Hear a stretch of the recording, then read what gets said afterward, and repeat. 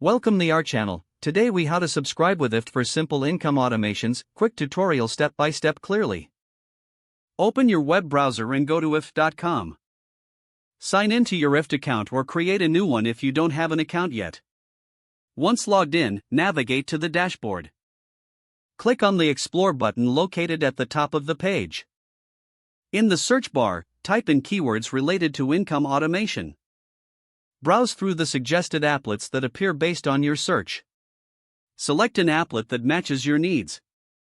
Read the description to understand how it works. Click on the Connect button to set up the applet. Follow the prompts to link any necessary accounts, such as PayPal or a bank account. Customize the settings according to your preferences. Once you've configured everything, click on the Finish button to activate the applet.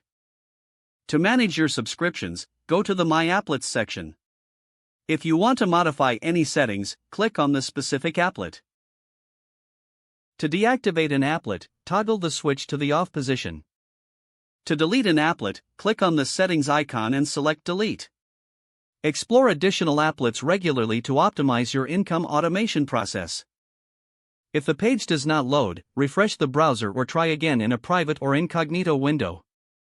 Make sure you are using the correct email address, then retype it carefully to avoid small typos.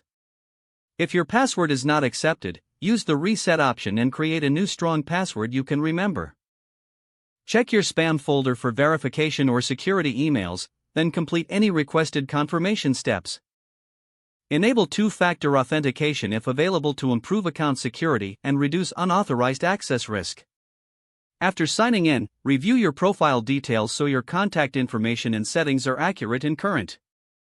If you see an error message, note it down and try again after restarting your device and internet connection. Log out when you finish, especially on shared devices, to keep your account and payment information secure. If the page does not load, refresh the browser or try again in a private or incognito window.